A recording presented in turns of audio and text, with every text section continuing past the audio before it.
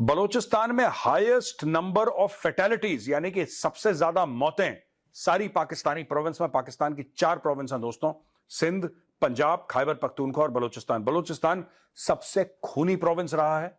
बलूचिस्तान के अंदर हालात बहुत ज्यादा खराब हो गए। पहले बलूचिस्तान के अंदर जो है फ्री बलूचिस्तान का नारा लगाया जा रहा था और अब नारा ये भी लग रहा है कि पाकिस्तान और चाइना यहाँ से निकल जाए, गवादर को फ्री कर दिया जाए। बलूचिस्तान से एक बहुत बड़ी खबर निकलकर सामने आई है कि बलूचिस्तान के स्कूल और कॉलेजेस में अब पाकिस्तान का कौमी तराना नहीं पढ़ाया जाता।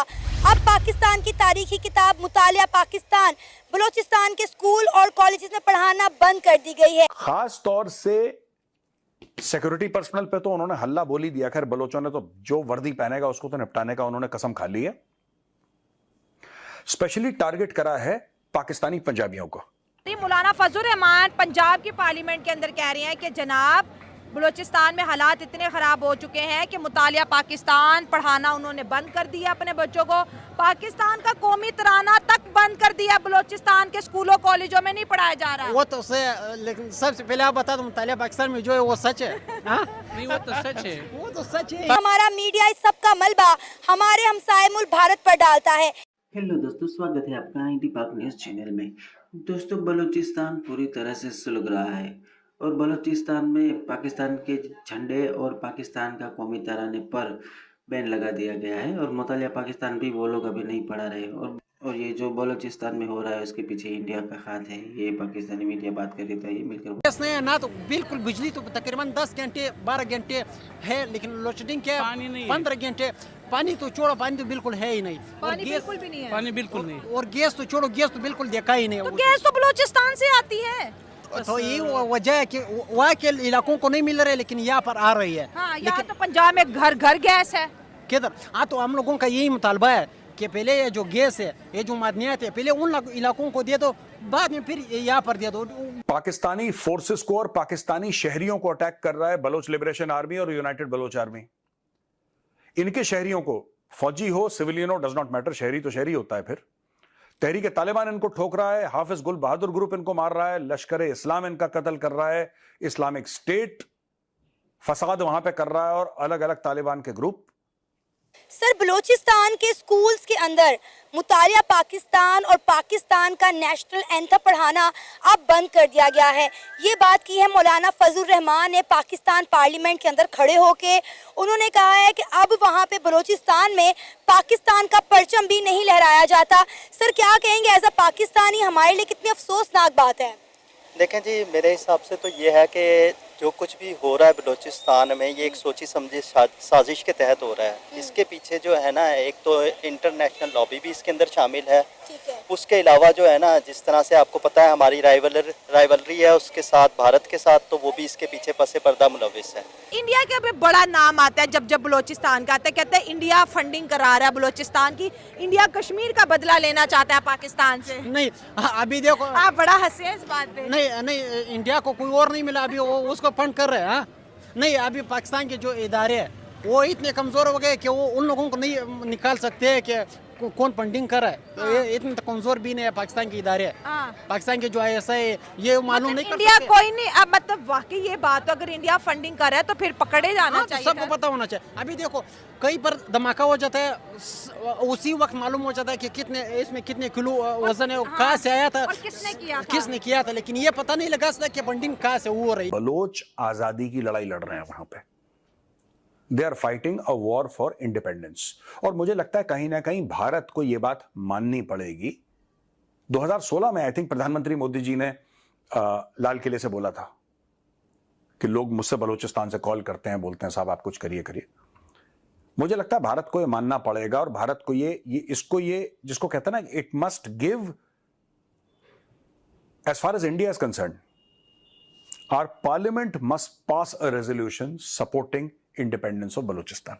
आज़ादी की तहरीक शुरू हो चुकी है। अब आप देखें कि अपने राइट्स के लिए बलोची सड़कों पर निकल आए। महरंग बलोच जिस तरह अपनी एक रैली लेके, जुलूस लेके इस्लामाबाद पहुंचे। इस्लामाबाद में उस जलसे जुलूस में जो खवातीन मौजूद थी, बच्चे मौजूद थे, आपको पता है कि उनके साथ क्या सलूक किया गया। शदीद ठंड में, शदीद सर्दी में उनके ऊपर जो है पानी फेंका गया, शेलिंग की गई। कहाँ का इंसाफ है? ये कहा जाता है कि महरंग बलोच को भी इंडिया फंडिंग दे रहा है।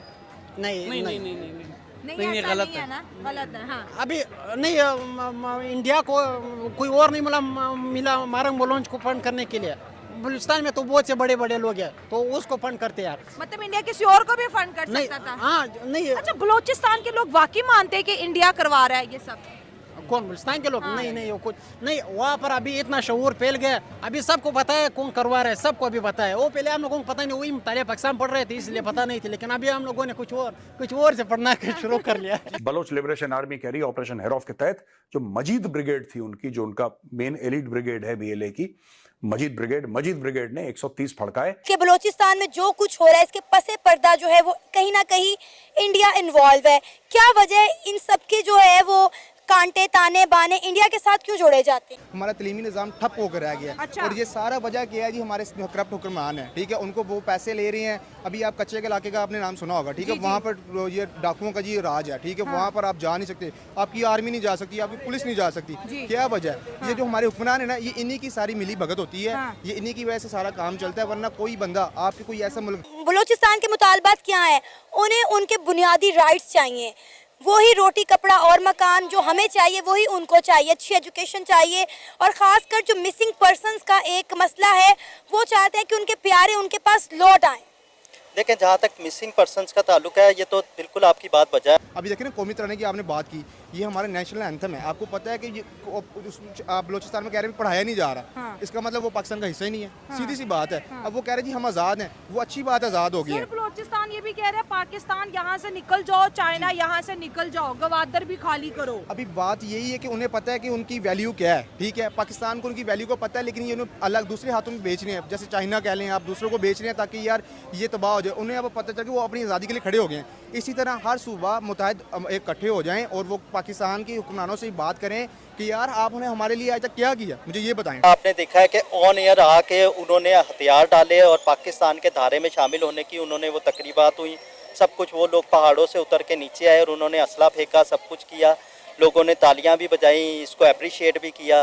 लेकिन उसके बाद जो उस वक्त के जो वादे किए गए, जो उनके साथ जो है वो कमिटमेंट हुई, उनमें से कोई भी पूरा नहीं उतरा। पूरे पाकिस्तान में देखते हैं ना, तो आप पूरे पाकिस्तान में अभी आने वाले वक्त के अंदर हालात इस कदर गमगीन हो जाएंगे, मजीद ख़राब होंगे कि पूरा पाकिस्तान चीख पुकार उठेगा, गरीब लोग मर रहे होंगे, उनका कोई वाली वारिस नहीं होगा। और ये जितने भी हुक्मरान हैं ये दूसरे मुल्क में अपने चले जाएंगे और सुकून से जाके उधर। डर तो ये है कि कहीं ऐसा ना हो कि जिस तरह से 71 में मशरकी बंगाल हमसे अलग होकर आज बांग्लादेश बन चुका है वो, तो उसके बाद जो है ना, मुझे नहीं लगता कि बलूचिस्तान जो है ना वो इस तरह से सर्वाइव कर पाएगा। तो खुदारा मैं तो यही एक ही मैसेज देना चाहूँगा अपने इदारों को, अपनी अदलिया को, अपनी इस्टेब्लिशमेंट को, एजेंसियों को, और सबसे बढ़कर अपने हुक्मरानों को कि खुदा का वास्ता है आप लोग सब साथ बैठें।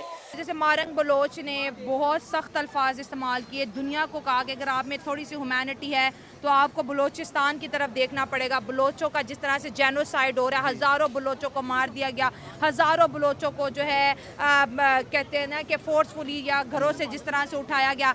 लेकिन हमारे मीडिया कहते हैं कि यार ये तो भारत करवा रहा है, इनके पीछे किसी फॉरेन एजेंडा का हाथ है, इनको मारंग को इंडिया फंडिंग कर रहा है, जो BLA को फंडिंग हो रही है। तो इंडिया की इन्वॉल्वमेंट आपको बलूचिस्तान में क्या दिखती है? अब ये देखिए ना कि जी अब हमने अपनी नाहली को छुपाना है, तो उसके लिए हमारे पास एक सिंपल सा फंडा है, इंडिया। बस नाम ले लो आप इंडिया का। इंडिया का नाम लेने के बाद दुनिया ठंडी हो जाती है कि यार कोई गाल नहीं, इंडिया वाकई करवा रहा है, ठीक है, ऐसी कर, ऐसा कुछ भी नहीं है। हम खुद ही खराब हैं। हमारे हुक्मरान अपनी नाहली को छुपाने के लिए इंडिया का नाम लेती हैं।